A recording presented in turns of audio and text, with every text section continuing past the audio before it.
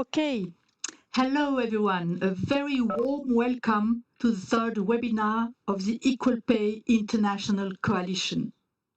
My name is Sylvie Duher and I am the director of the Swiss Federal Office for Gender Equality and the chair of the steering committee of the EPIC initiative. We are delighted that about 220 people from over 50 countries, starting with Japan and all the way to Argentina or South Africa, representing 80 public and private organizations, have registered for this third webinar. EPIC and its webinars are important initiatives for Switzerland, since we are convinced that pay equality can only be achieved through the sharing of experiences between countries and the dialogue between different stakeholders from the public and the private sector. The current COVID-19 crisis has amplified the importance of equal pay for work of equal value. However, today there is a great risk that gender inequality is sidelined, and we must therefore strengthen our efforts. We look forward to this exchange, which will hopefully be enriching for all of us. Many of you have sent comments and questions prior to the webinar. Thank you very much. Please keep on doing so using the chat box. Our panelists and experts will be happy to react during or even after our meeting. The chat box will be our main means of interaction. That's why I kindly ask you to make sure that your microphone is on mute in order to avoid background noises. Thank you again for your cooperation. Back to our topic. How can we tackle the gender pay gap with digital solutions? When we look at the diversity of the participants to this webinar, there is no doubt that the gender pay gap is a worldwide issue. To challenge it, we need political and managerial will, but we also need easy-to-use tools. Over the past years, quite a few governments have responded to pay inequality with new legal provision, and it's also the case of Switzerland.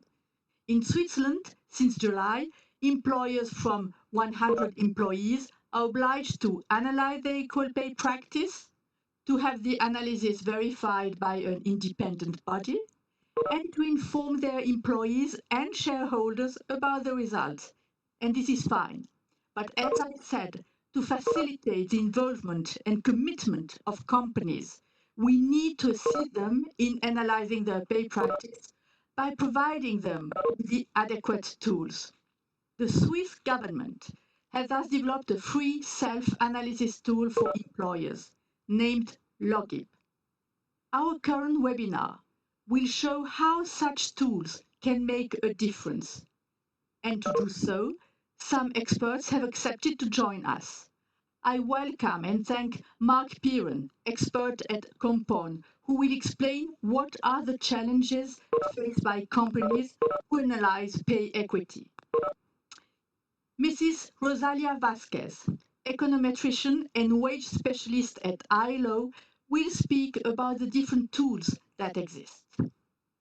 Mr. Willem Adema, senior economist at the OECD, will conclude this meeting by highlighting the main points of our discussion. Thank you to all of them for their participation.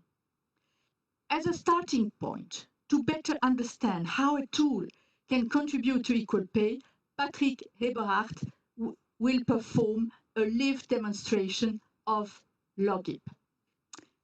As I said before, many of you have already asked questions regarding different aspects of the tool, including, for instance, data protection. This concern and others will get an answer now. Now I will give the floor to Patrick Eberhardt. Patrick, you have the floor for the demo. Thank you very much, Sylvie.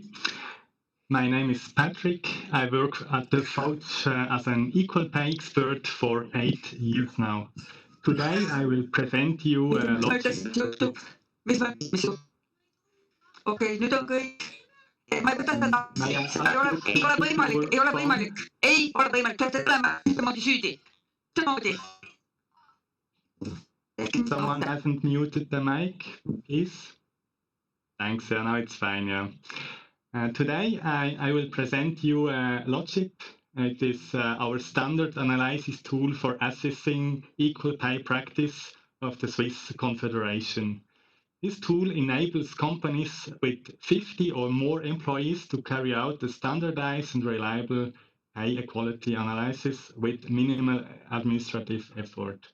We estimate that Logip is already used by thousands of companies in Switzerland and abroad. The usage is anonymous, therefore we don't have any statistics of usage. And since July, the tool is also available as a web application, which I want to show today. The tool is accessible under logip.admin.ch, and I invite you, if you like, to follow it and use it parallelly.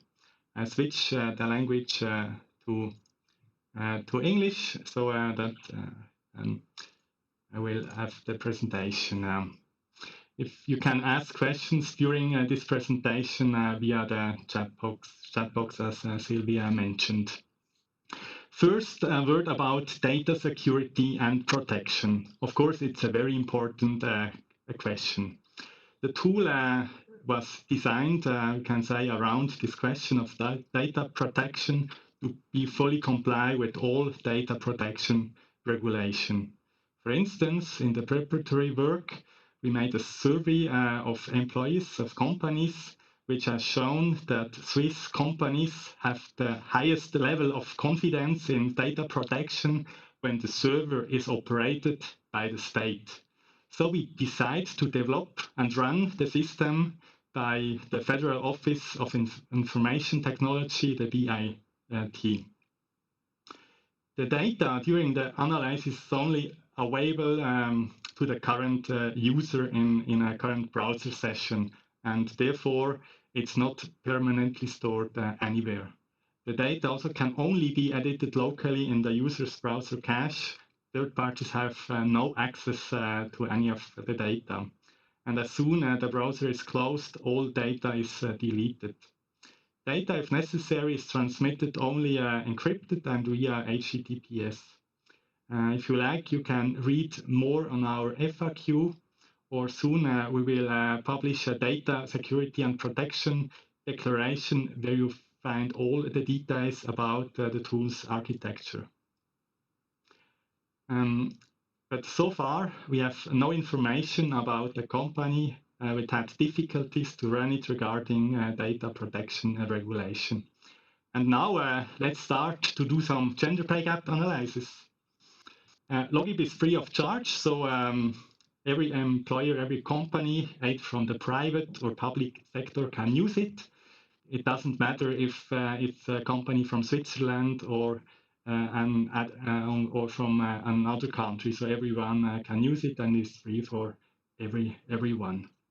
If I start with the tool, I start the analysis, and what we see first is on the top this wizard of 7 steps. This wizard guides us through the analysis, what we have to do, and we can move back and forth when we have to do the next one. Or another possibility in the navigation is on the forth and back buttons on the right down. To prepare an equal pay analysis, we need some data. Today, I will use the already filled in template, which you find over here. You can download it, and I will open the file now. It's an Excel file which companies have to fill out to put in their data. Today I will use sample data of a manufacturing company with about 150 employees. As you see, we need here some basic information like the gender, the sex, the age, or we need a skill level, or of course all the wage component. For companies which never conducted a gender pay gap analysis before, they have to invest about 1 to 2 days for preparing those data, cleaning the data, and then conducting the analysis. Although they are standardized data and should be available in companies on their own, the preparation of the data is often also the main challenge. But one it's done, it takes much less time to repeat it. So I move to the next step in the tool, and here is where we can read in the data. You either can drag and drop from the desktop or search it within your directory. I take the file, take it in the browser, and use the function readin. This function readin underlines again that the data is only stored in the browser's cache and not in the cloud. In the next step, I have to put in some more information. I have to choose a reference month and a year. And for our manufacturing company, we have a reference month of July 2020. So I add this information here.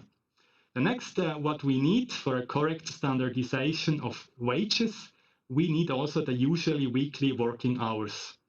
Our manufacturing company is based in Switzerland, and here we have really long working hours, so I have here 44 hours. Then I complete the data, choosing the next format for gender, age, years of service. In this, I don't have to change anything and can go next. And now it's getting interesting with the tool. Now we can verify and clean the data set. So let me explain what you see and what you can do. We have here 3 parts. We have an overview here. On the left side, we have some filters and a help menu. And below is the data sheet with our data, which we read in earlier. So what we see in this overview. In this case, we have 160 read-in data set. None of them are excluded. 5 of them have invalid values. We have 155 valid values and 23 of them with striking values. Now, in this step, we can verify this data. In this case, we have these 5 invalid values. To have a better view, I choose in the filter only the invalid values, apply the filter, and have now in the data sheet all values invalid. And we see the first entry red, an age of 6, and an age of 6 is definitely too young to work. So there is probably a digit missing here. So I made a correction within the tool. Go further to the next one. The tooltip says me that the basic wage is a mandatory entry with a valid number. In this case, we have a function bookkeeping, and I remember that's not so bad paid, so I put in the right wage for the month. And third case we have the managing director, and here is also something missing. I make it a bit larger that we see what we have to put in. It's according to the professional position. it's a number, and now I'm not sure what that means. So I go to the help menu, search here for the professional position, and can read here what it means. I make it a bit larger, and you see it's a number between 1 and 5. 1 is the senior management, and probably the managing director has here clearly 1. So I choose it. And by the way, that's the same nomenclature also used here by Eurostat. So it's nothing new here. I go further with my invalid values. The next one is right here. And it seems that we have 2 entries for the activity rate and for the paid hours. So that cannot be correct. It's either or. So I just delete here the activity rate because I know it's a person paid by hours. And the last we have, it's our bookkeeping. Again, is something missing. And in that case, it's the skill level missing. Again, I can search what that means, skill levels. It's a value between 1 and 4. The skill levels, by the way, is in line with the International Standard of Classification of Occupations from ILO. So bookkeeping, I have here already an entry. So for the same function, it has to be 3. So I'm now over with the invalid values. I have no invalid values. That's a very good sign now.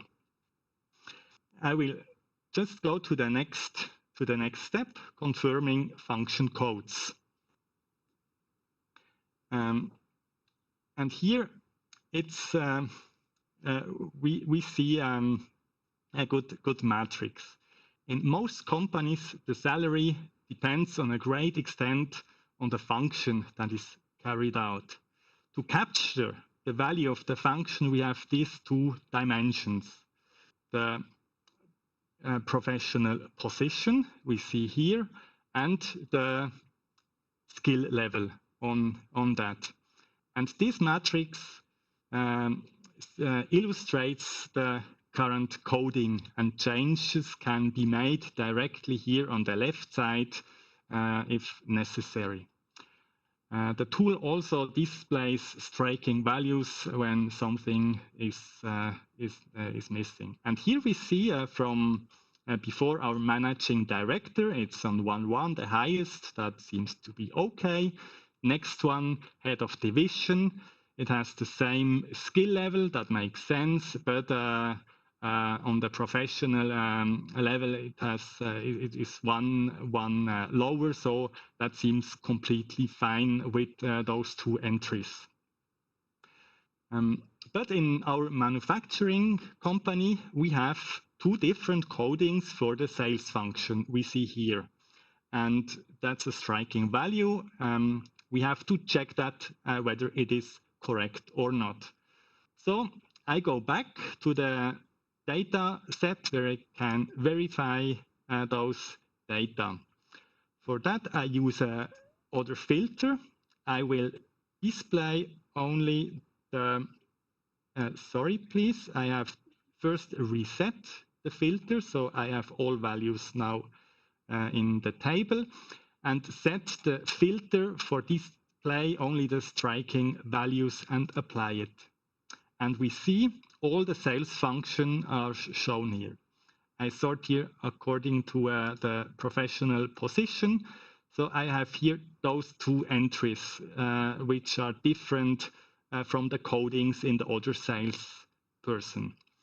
I remember in our manufacturing coding, a new function was introduced some time before. So we have here some persons which are sales senior, that we also see in the wages. They are a bit higher than the other one. So I simply correct the data here and say that are senior. And for the next function, it's the same function, sales senior. And now it's very nice because we see the data set is cleaned. We have no invalid values. We have no shrinking values, and it's a perfect data set to go further. And yes, that's it. On this step, we can add some supplementary information about the companies for the reports generated. I don't use that now. But again, this information will not be disclosed to any third party. It's only for the reports from the tool. Before conducting the analysis, we have to confirm that you read the disclaimer. And now we are ready for the analysis. When the analysis is initiated, data are now transmitted via a secure connection with anonymized keys to a Swiss federal server for processing. The calculation takes place with an open source statistic program called R. Then OLS regression analysis is performed in the background, and the data is sent back to the browser's cache. The method used is scientifically validated and has also been used regularly in court cases for more than 15 years on wage issues. After the analysis, the data are permanently deleted from the server and are only stored in the browser. What do we get now as result? We see here on the top some basic information about the analysis. In this case, we have 27 women and 89 men. We have here a three-colored scale, which shows whether there is a gender effect. The analysis can show that, for instance, the green, the analysis with the data delivered by the company, didn't identify a gender effect. An orange result mean that a gender effect was identified, and red signifies that a significant gender effect, which exceeds the tolerance threshold of 5%, was identified. In this case, women earn 4% less, and a gender effect has been identified. On the further, we have some recommendation and a comment what this result mean, which helps for interpretation, and a recommendation for measures directly on this page. Further, we have some downloads possible. We have here a full report in a Word file with some more information in. We have a summary of the result as a PDF file that I will open now and download it. And on this result page or PDF, we have basically the same information as I shown you on the web page. But this report can be handed out, for instance, to the management or directly to the employees of the company. In the tool, we also can export the data sheet as an Excel file with all the changes we made and use it, for instance, later again to use it in Logip. All documents are available in 4 languages. So if I like these reports in Italian, I change the language, and then instantly all reports are available in another language. French, German are the other choices. Yeah, and that was the basic analysis, but the tool will give you even more information. In particular, HR professionals are interested in additional data, for instance, for HR KPIs. And I will switch to the cockpit. And here we have 6 different tiles. We have one tile about the headcount. We have one about overall earnings and the wage components. We have one about wage distribution, one personal qualification and job-related characteristics, one an estimation about the personal expense, and some methodology metrics. And let me show some of them. Here we have the tile about the headcount, and I will maybe you don't see all, but it's a bit a nicer view now. I go on the bottom, and here we see, for instance, some calculation made about the average activity rate. In our case, it's there is no big difference between men and women. Most of men works at the full-time employment. We see women works a bit more in part-time.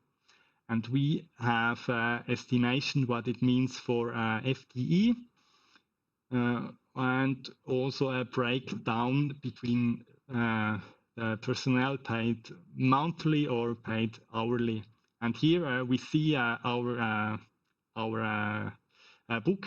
It was not a bookkeeper, but the data before we changed from the monthly pay to the hourly pay. So it's here. All this table, you can arrange it differently, and if you like, you can download it as an image, and for instance use it for the report generated before. Another tile I would like you to show, it's this one about the wage distribution. The tile is inspired by the UK legislation, where companies have to publish those data in a similar way. In this tile, we see the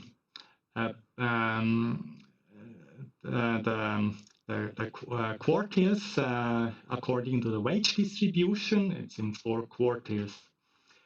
And in this graphic, we see it good, yeah. Blue are the women and green men. And in the quartile 1, that's the quartile from the lowest wage to a bit more than 5,000. So in this tile we have 18 men, 22 women, so over-representation of women.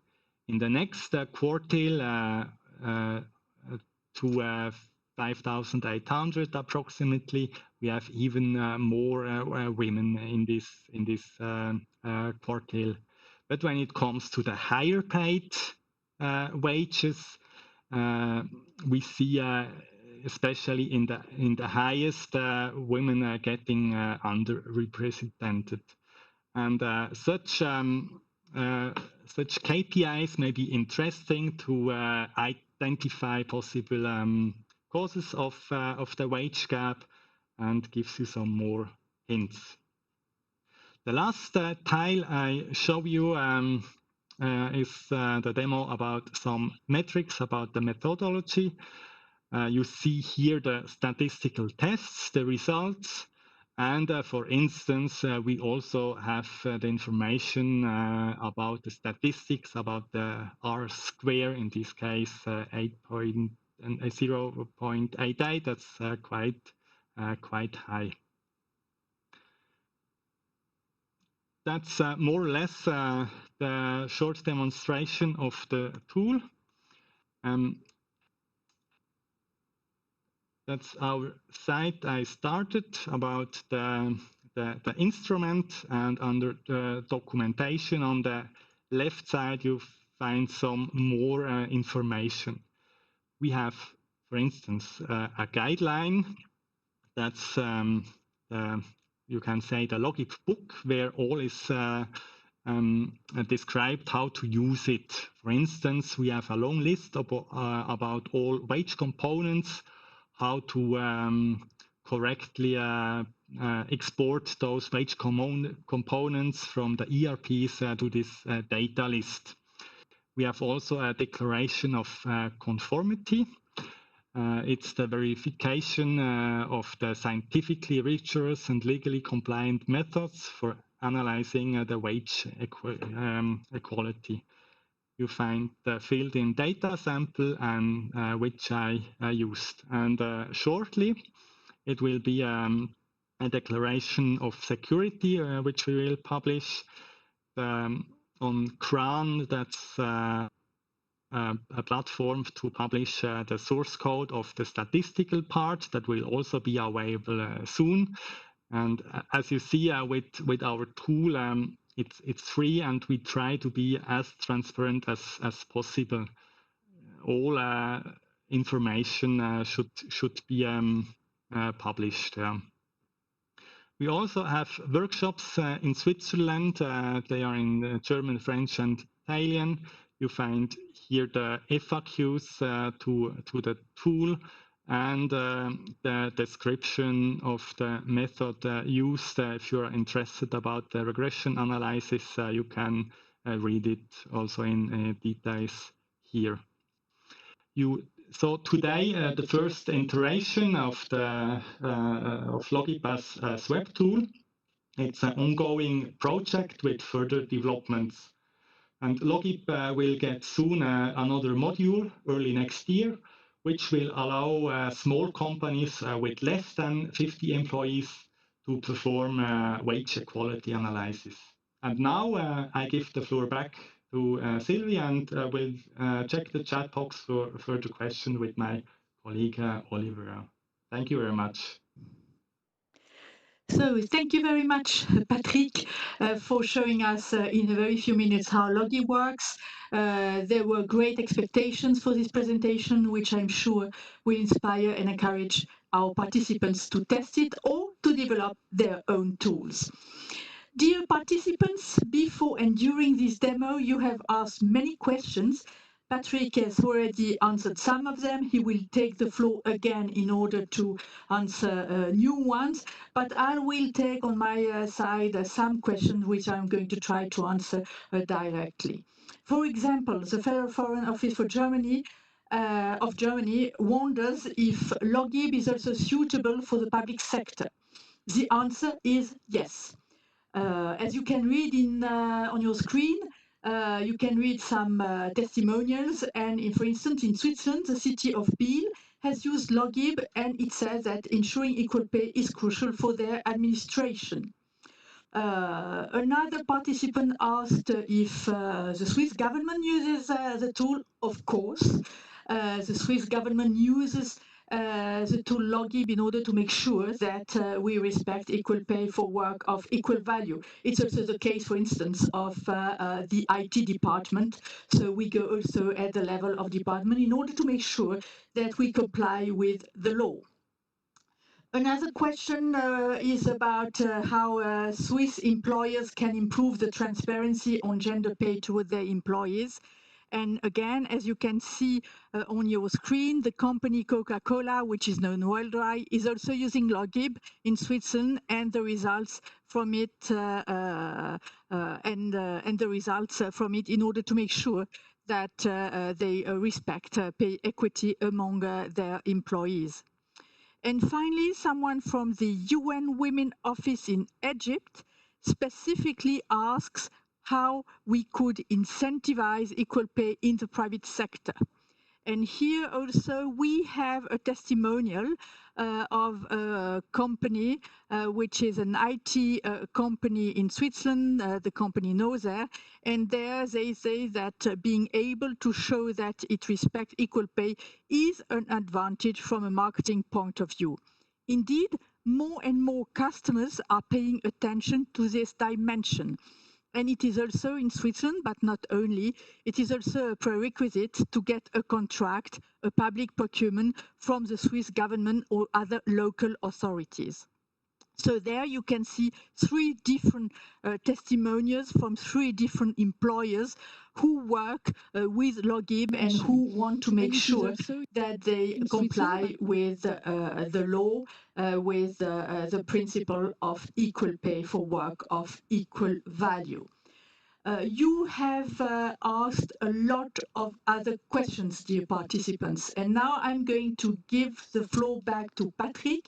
He's going to answer some of them, and maybe you have seen on the chat that there is another voice there. It's Oliver Schröter. Oliver Schröter is also a pay equity specialist. He in the Federal Office for Gender Equality, and he's also answering you directly on the chat, and I thank him also for this. So now I give the floor back to Patrick Eberhardt. Yeah, thank you. We have really a few questions, and I would like to highlight some further documentation and information which may be interesting for you. Under the documentation side on our website, we see the publication work, and here are a lot of more information. For instance, we have a study about I have to search it. For instance, we have we have a lot of studies done with companies, and you find it there. For instance, some time ago, according to the new law, we made a survey among more than 1,300 companies, and it gives you more insights also about the tool which are used. One question is according to taxes, if you can do some analysis before and after. And yes, it's possible in the sense if the company has those data. If a company in a country has to collect data for the state, you just make 2 separate analyses, once with the taxes included and once without taxes. In Switzerland, it's not a topic because the tax system is on 3 state levels, and data are not available on this level, and especially not for companies. Logib is made as a self-test tool, primary for companies to test it, and it can also be adapted to other environments. In this webinar,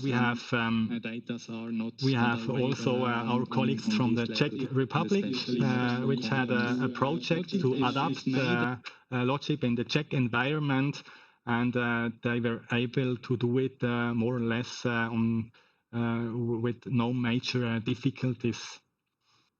But I propose that if you have further questions, you go on asking them, and we have later on in the webinar the possibility again to answer to your question. Yeah.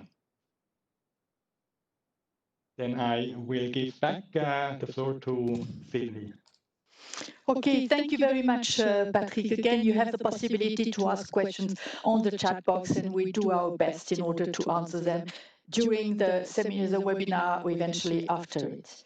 So after hearing some companies' testimonials and having received some more answers about the functioning of Logib, we will hear what the challenges faced by companies who want to get this analysis done are. In Switzerland, we have quite a few companies who are interested in this in these analyses, and Compound is a consulting company that supports HR and management in the implementation of comprehensible remuneration concepts tailored to their clients.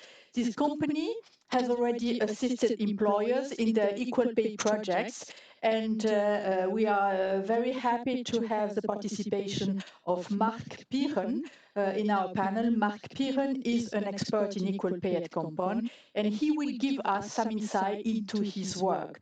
So Mark, I have a few questions for you. And I think it's going to interest a lot of our participants to this webinar. First, Mark, I would like to know what are the main challenges faced by companies that want to carry out a wage equality analysis? Do they have challenges, and what are these challenges? Mark, you have the First of floor. all, thank you very much. Hello, Sylvie, and hello to everyone. Well, there are quite a few challenges, of course. However, these challenges are not necessarily linked to the tool Logip itself, which is one of the most used tools in Switzerland. Well, first of all, the definition itself, gender pay analysis, pay gap analysis. Well, the first question is, what is pay? There is an answer for Switzerland. However, the answer is a legal answer, and that in itself is already quite a bit of a challenge in Switzerland for some companies, because the answer itself defines that some compensation elements have to be taken into account, some don't, and some are dependent on the company's situation and practice, internal practice. And this qualitative aspect is that's one of the challenges. How do I take this into account? The second challenge, which is much more of a relevant challenge, is, as you heard before in the application of Logip, Logip will calculate the gender pay gap between men and women, and it will explain the gender pay gap by taking into account various criteria. Two of the criteria are the competency level that the employee brings, and the second one is the professional level, the professional skills. Now, in an ideal world, in an ideal company, that you have structure, everything is quite easily definable. You have job levels. Eventually, you have a job evaluation in the background. You have grades, you have ranks, you have different criteria, which enables you to clearly differentiate the skill levels, the competency levels, and the professional levels of all employees. Reality, however, is not quite as beautiful. If you look into companies, especially into not too big companies, I mean companies under 200 or 300 employees, those are companies which have grown over time, who were first much smaller, you know everyone, and in which you don't have those structures necessarily. And defining those two different axes are quite a bit of a challenge sometimes. They can require a bit of qualitative analysis, but in the best case scenario, of course, if you're a larger company and you have these structures, then it's pretty much a walk in the park, if I exaggerate a bit. But it's not that difficult. So the challenge for companies that are not structured, and that's the case of quite a few companies, is defining those two things. Now, there's another challenge which is slightly linked to the tool itself, but which is not a relevant challenge for most companies. If you're a very, very big company and you have dozens of thousands of employees, and you have to differentiate the competency level of all those employees on only 4 levels, that can become quite a bit of a challenge, especially if the smallest wage in the company in ratio to the highest wage in the company is a ratio of 1 to 50. Well, 4 competency levels will not necessarily be enough, possibly. However, we have to take into account that by far most companies don't have dozens of thousands of employees. So for the very, very big part of the company landscape, the settings of Logip are absolutely sufficient. The next challenge that I see as well is not directly linked to Logip itself, but it's in the fact that Logip is a regression analysis. It's a statistical solution on how to differentiate the gender pay gap and how to calculate the gender pay gap. And the result itself is definitely a valid result. It's an interesting result. But we have to keep in mind that people who are going to perform the analysis are very often HR professionals. And as we all know, HR professionals, as competent as they are not statisticians. And one of the difficulties they will have is to explain the result and define what are the consequences that they have to take out of the result. They tend to have a bit of a problem to explain what it is exactly the result and how it should be understood. So that's a further challenge, the lack of understanding of statistics in general. So those are the challenges some of the challenges that we see. Okay, thank you. Thank you very much for this view from the field. Naturally, one of the main challenges for companies really to have good data, and as you mentioned it's really one of a very important element. And then Logip is not only a control or analysis instrument, it's also a hint for companies to have structured organization and to improve eventually their governance of the HR dimension. Then a second question for you, and it will be the second and last one. You will excuse me. What you are currently working together with the banking industry, which has developed new mechanism, and in Switzerland, in this regard, in the regard of equal pay, could you tell us a little bit about this? What this kind of mechanism it is, because I think it could also interest our colleague all over the world. Absolutely. I'll try to keep it as short as I can. The employer and the employee representation in the banking industry has expressed quite some interest to put in place a solution which allows banks to perform a gender pay gap analysis and have it reviewed together with the social partners. And to do so, they took into advice the consulting of an expert. In our case, we're the ones that are helping them. And we put in place a whole procedure in which we could actually do this. And in very few words, the procedure consists in defining methods which are considered acceptable for the gender pay gap analysis. LOGIP, of course, is one of the methods which has been accepted in this process. The social partners are involved in validating which are the messages that are considered as valid. And the second step, of course, is as soon as a bank is certified or performs a gender pay gap analysis, the results of the analysis are reviewed and accepted or validated by the social partners. And by doing so, of course, there is a much higher acceptance of the whole procedure, and it's a very transparent way of going forward.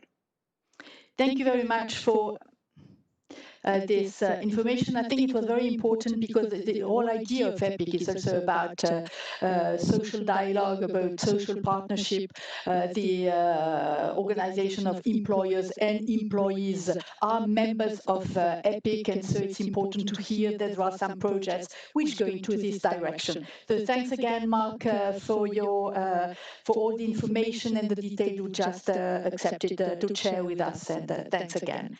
Now, I would like to give the floor to Mrs. Rosalia Vasquez.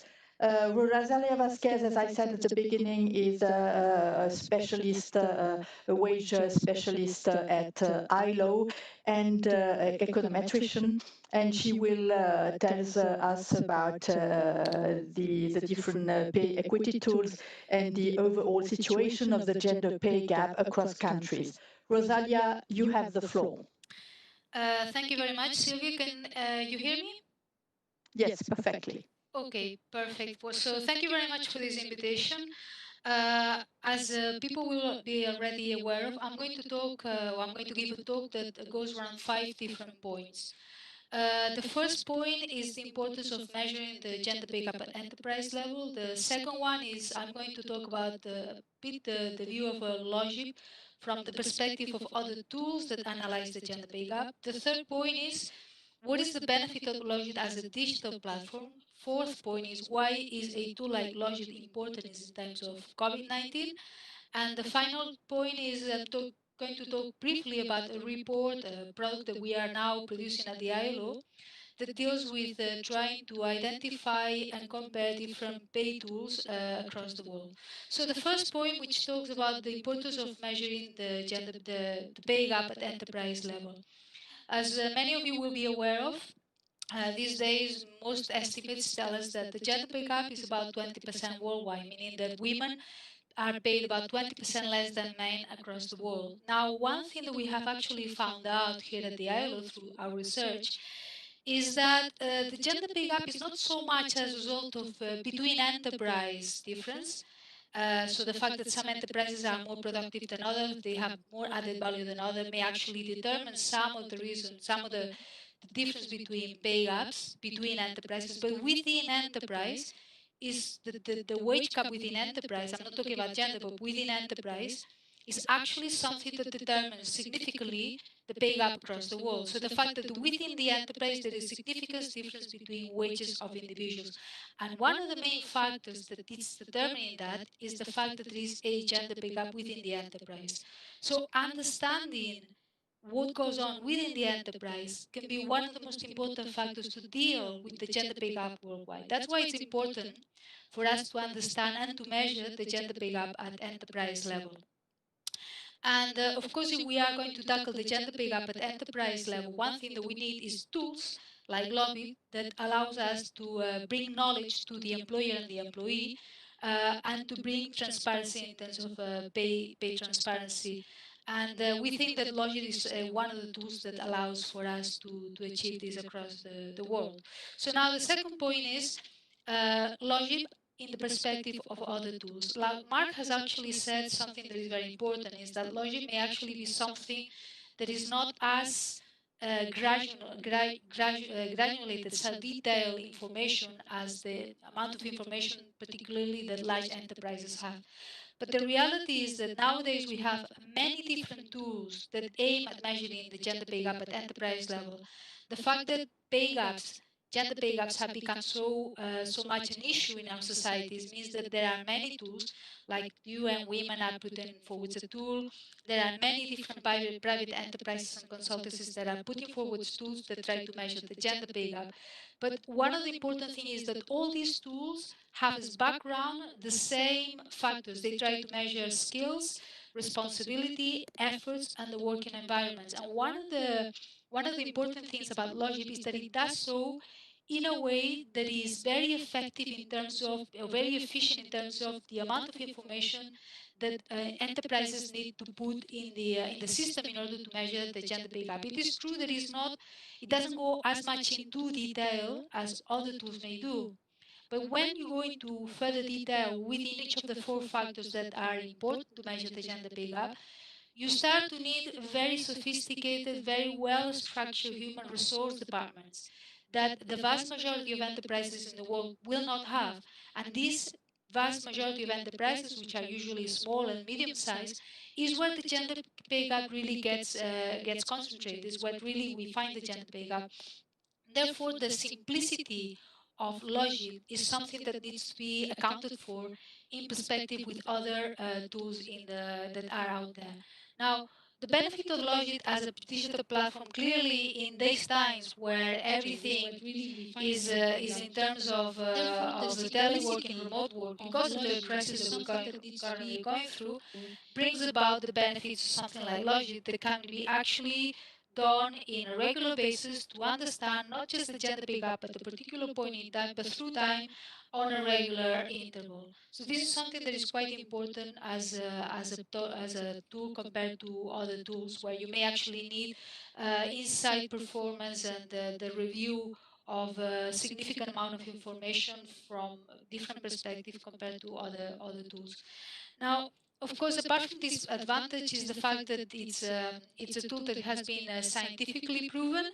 It provides a scientific background.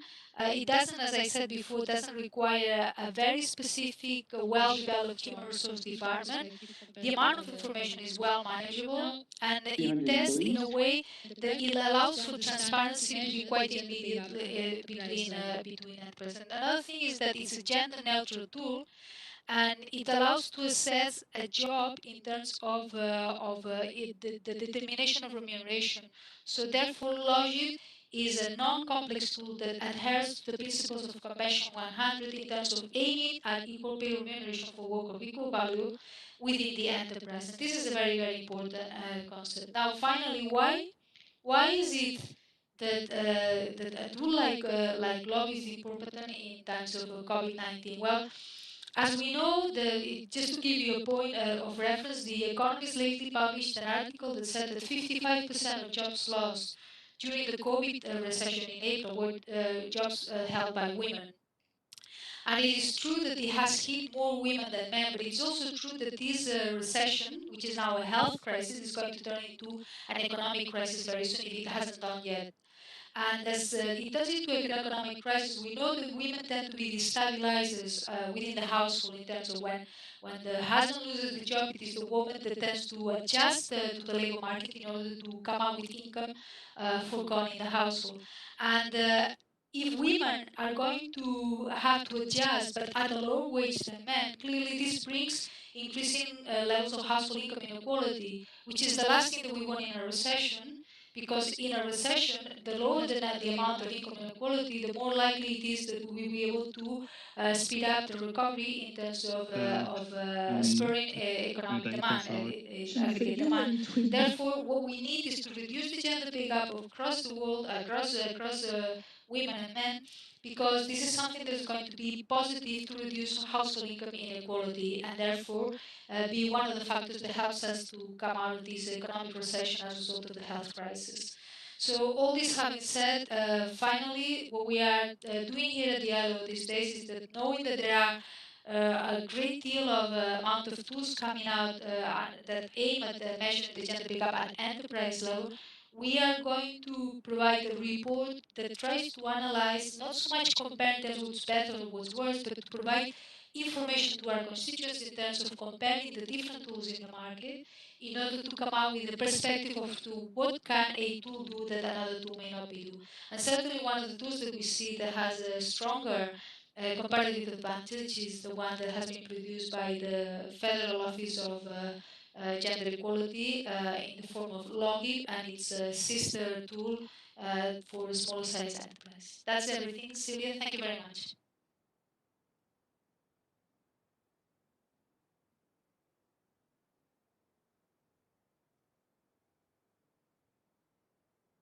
Sorry. So thank you very much, Rosalia. As you clearly pointed out, equal pay for work of equal value between women and men is at the center of ILO's work in the time of crisis, COVID-19. It's a very, very important issue. And we look really forward to receiving your report on the topic of tools, because we have to be also pragmatical and to bring the issue forward. After having heard Mark and Rosalia, I see that we have again a lot of comments and questions. And given the very short timeline, we will try to take only a few of them. Again, you get also answers as much as possible online. But I will mention three questions we just received. The first one, maybe Rosalia, you can then take the floor in order to answer it. Then I have a question for Patrick, and then again a question for Mark. So I'm going to give you the first question, which is for Rosalia. I think maybe you can answer this. We received a question from one of our colleagues in the Netherlands, and she wonders how we can promote meaningful, transparent, and credible pay data and studies. You answered a little bit, but maybe you can a little bit develop this. Then a question for Patrick. Someone from the UN in Austria was wondering if the government intended to make it mandatory for results of companies to be made publicly available. And then a question for Mark. Mark, someone working for the government of Albania, asked about the consequences of COVID-19, and in times of crisis, conducting gender pay gap analysis may not be a top priority for companies. In your experience, Mark, could you then tell us how we could, or our colleague in Albania, how could they encourage or convince businesses to conduct such analysis and to make corrections if necessary? So I will give the floor first to Rosalia. So how can we actually promote transparency? Well, clearly, Yes. starting from the enterprise, it's a very good avenue to produce transparency. Transparency is one of the hurdles in terms of reducing the gender pay gap. This is clearly many countries for many years now have had laws that punish the fact that there is a pay gap at enterprise level. But unless you know that's the case, unless you know that there is such problem within the enterprise, you as an actor, either as a wage employee or as a person that is within the enterprise, cannot act upon this law. So clearly, something like Logip that brings about transparency in terms of pay structure within the enterprise is a major advantage. And it's also an advantage because it must be understood that there is no way that employers are, as we think of it, are purposefully creating the situation of a gap between men and women that produce equally from the enterprise. This is something that is basically the result of stereotypes of badly rooted behavior within the labor market that has been prolonged through history, and it's a matter of making people aware of it that will actually allows us to tackle it. So a tool like Logic that it's clearly well, it's been said that it's a statistical tool that it brings about elements that may not be well comprehended by everybody in the enterprise, but it's certainly a step forwards to allow us to come out with information that is better than no information at all. So I think Logic is an important one, and clearly the understanding that the pay gap within enterprise is something that it's bringing about it's something that it can actually create bad outcomes in the labor market. So it's not now with COVID or without COVID. We should not consider just with COVID, but in general, it's something that we need to tackle it because it's not only that within the enterprise it can create bad outcomes, but it's a bad for the economy in general. So hopefully these tools like Logic that bring about transparency is something positive in the long run. Over to you, Sylvie. Thank you very much, Rosalia. Patrick? Yes, the question was whether the equal pay analysis has to be made publicly available. The Gender Equality Act now requires employers with 100 or more employees to conduct an equal pay analysis, which have to be verified by an independent body and inform the employees and shareholders of the result. This means that around 50% of Swiss employees will eventually be informed about the equal pay analysis results of their employer. Any change to this practice would be for the Parliament to decide. But it's our strong belief that as the results are communicated to the workforce and shareholders, awareness of the issue of equal pay in Switzerland will continue to grow. Also, the results of studies show quite concretely that the knowledge of possible wage difference in the company often leads to their elimination. You find those reports on our website, as I showed earlier. And the more companies conduct wage equality analysis, the greater the chance that wage inequalities in Switzerland will be reduced. Thank you very much, Patrick, for your answer. I give the floor now to Marc about how to convince companies to make the analysis and to correct the wages of the persons who don't get the fair wages they are entitled to. Marc, you have the floor. Yep. So, as Rosalia pointed out, I don't know companies that intentionally pay women less because they want to or because they can. It just happens because of lots of various reasons. Now, in the context of COVID, of course, if you have companies that don't really believe that they have an issue on the topic and they are right now facing a financial crisis, of course, I mean, the gender pay gap is not the highest priority. Lots of companies currently are fighting to survive. However, COVID is a temporary issue. I'm convinced there is going to be a solution, if not tomorrow, after tomorrow. There is going to be something in some month or years. The gender pay gap is an issue which has been around for a much longer time, and eventually they will have to proactively tackle the topic, and they will not be able to continue saying, "I hear nothing, I see nothing," so there is no problem. Now, Switzerland is a very special context because we have a law right now which forces companies with 100 or more employees to perform a gender pay gap analysis until June of next year. So for us, the context is a bit different, and I'm confronted to companies in which the argumentation is, well, on two ends. For one, in any means, whether there's a law or not, you're much better off making sure that you have control over the topic, because it shows that you're a responsible employer, that you're attractive for younger generations who are much more sensible to the topic. But on top of that, in Switzerland, we can also, of course, argue on the fact that it's mandatory and that they have to do something. That being said, we still have companies that tell us, I don't care. Right now, I have bigger priorities, and there's not much you can do when they're fighting to survive.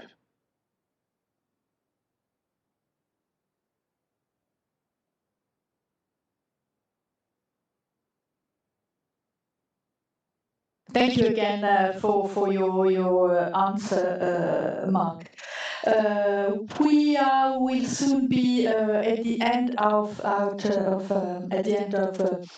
webinar, but we have the pleasure now to hear Willem. Willem has agreed to make a few conclusive remarks for this webinar. Willem is a senior econometrician, a senior economist at the OECD, and he will wrap up this seminar by highlighting, among others, the main elements of our discussion and other points maybe you would like to bring, Willem, that were not brought till now. Willem, you have the floor. Thank you very much, Sylvie. I would like to thank you for organizing this webinar and also running through it with swift punctuality and efficiency. I would like to thank Patrick and his colleagues for a very illustrative and enlightening presentation of the tool, and Mark also for his intervention on challenges, and Rosalia for your further insights in the gender pay gap issues, particularly the importance of gender pay gap issues in companies. I'll just try and summarize the discussion in a few points. In the OECD, we have, like everybody else, observed, given the data and the time series we have, that it is incredibly difficult to close the gender pay gap.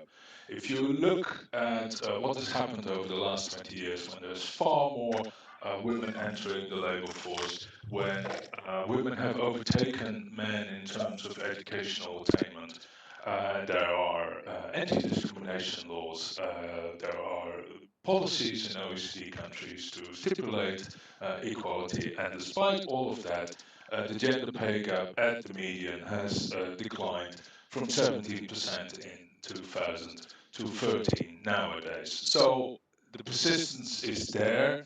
The COVID crisis will not have helped. It has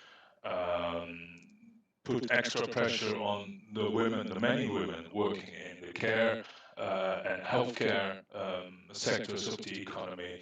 It will have exposed many women in other sectors, such as retail or tourism, or the service industry more widely, to the risk of job loss, and it will have put an extra burden on women in terms of unpaid work, because of the school and childcare closures will have added to the burden at home. So COVID, even though, as Mark said, it may well be a temporary issue, has not helped the ongoing, even though very slow progress in reducing gender pay gaps.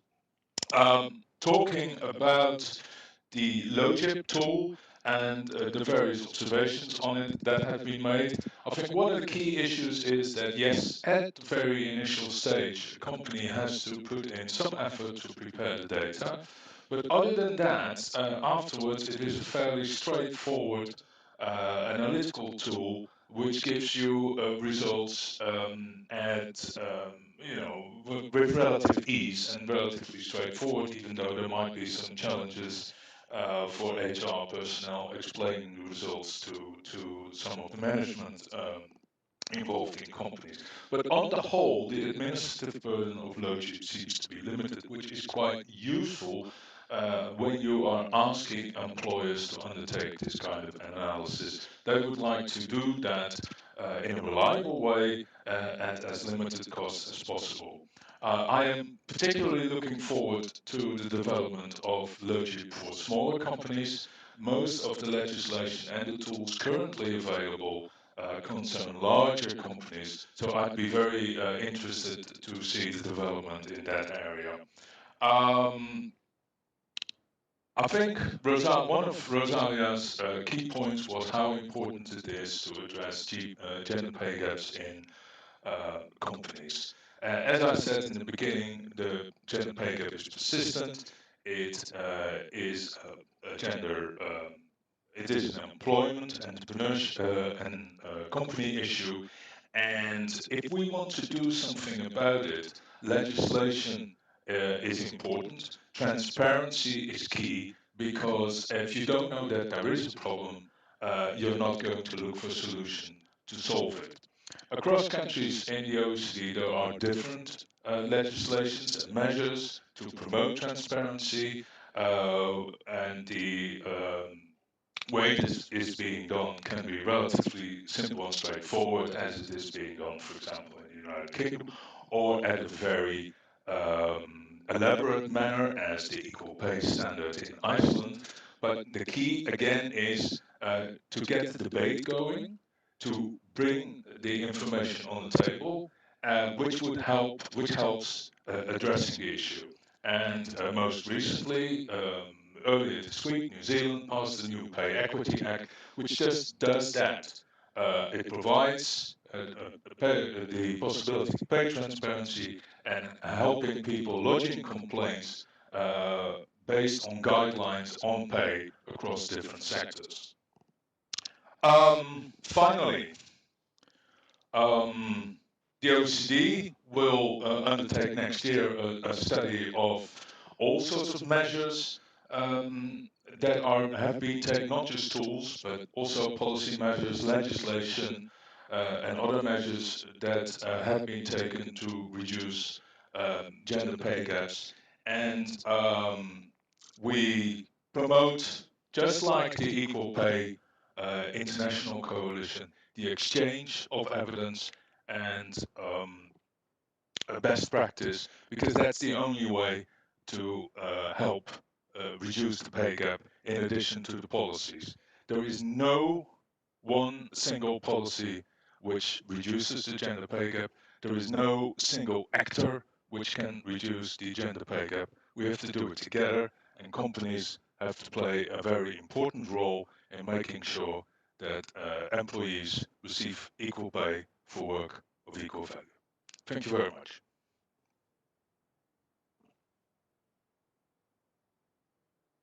Thank you very much.